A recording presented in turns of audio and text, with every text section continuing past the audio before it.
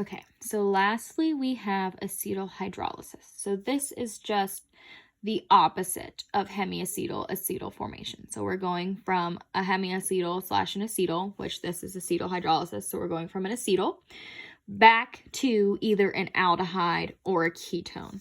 So what that means is we need to turn these two ester groups into one a carbonyl and then the other either an R group or a hydrogen. So we know that when we're doing acetal formation, we are adding an alcohol to this aldehyde or ketone. And so we know this is the opposite of that. So we know one of our products also has to be an alcohol. And since this is an acetal, that means we've added 2 rounds of that alcohol. So we have 2 alcohols. So for this top one, what I find the easiest thing to do is you need to locate the carbon that has 2 oxygens bonded to it. So my important carbon is right here because this carbon has an oxygen and an oxygen. So I know this is the carbon that's going to be my carbonyl because that's where all the important stuff is. So after you've located that, I like to circle my OR groups. So I have an OR group here and an OR group here.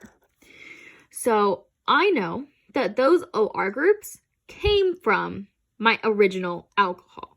So what my original alcohol looked like was my OR group, but just with a hydrogen on it. So my original alcohol looked like this. So I have this OR group and I added a hydrogen to it. Now you can notice from this original that I have 2 of these. So I just want to put a 2 in front of there. So I have the alcohol part done. So that's one of my products already. So now I just need to figure out, okay, is this an aldehyde or a ketone? So I know my parent's going to stay the same. So I have this benzene ring that's going to stay how it is. Now, if I look at this, I know this is my carbonyl. So I know I'm going to have a little carbon up here. That's a carbonyl. So in order for it to be a carbonyl, I need to have a double bonded oxygen off of it. So I'm going to add this double bonded oxygen.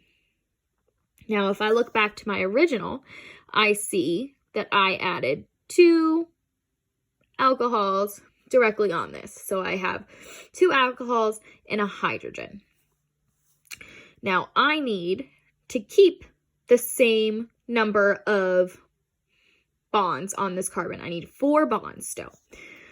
So I had only 2 oxygens and a hydrogen. I did not have any other carbons bonded except for this. So I have this R group and 2 oxygens and a hydrogen.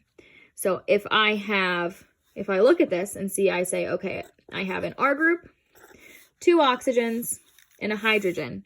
I know I originally started with an aldehyde. So I'm going to add a hydrogen off of here, and that was my original. Now for this other example, I again figure out, okay, which carbon has 2 oxygens bound to it? So that's this carbon right here. Now, if I want to figure out if I'm going to have an aldehyde or a ketone, I need to look and see what things are bound to this carbonyl. So I have an oxygen, an R group, and a hydrogen. So again, I have 1 R group, 2 oxygens, and a hydrogen. So this is going to be an aldehyde as well. So write that down so I don't forget. Now I see this is a cyclic acetal. So that means that my starting compound had both an aldehyde and an OH group. So I know that those are going to be on it, but let's figure out which alcohol I added. So when you do acetal formation of a cyclic acetal, you only add 1 alcohol for this, not 2, because you started with the OH group already on your hemiacetal. So we added, again, I'm going to circle this OR group.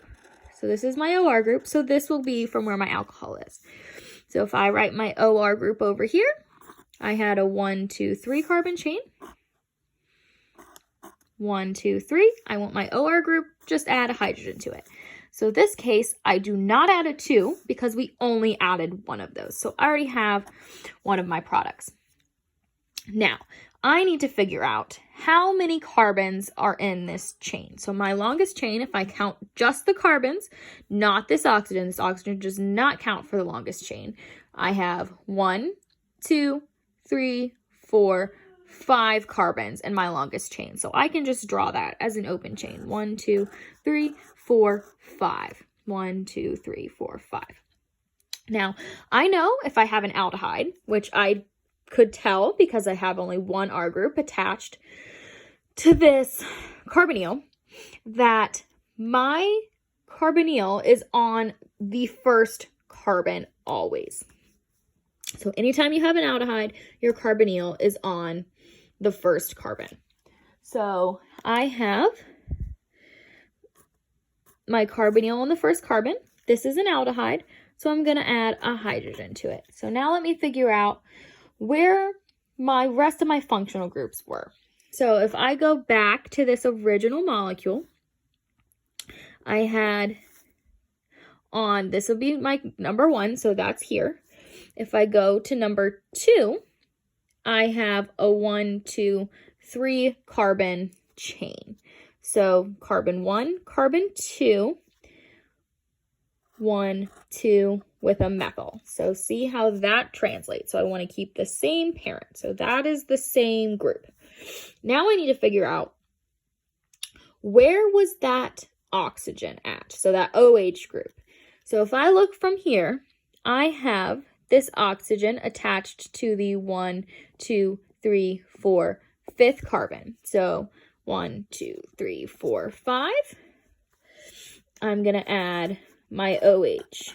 And this is what my parent looked like. So I have this alcohol from the OR group, and then this was my parent.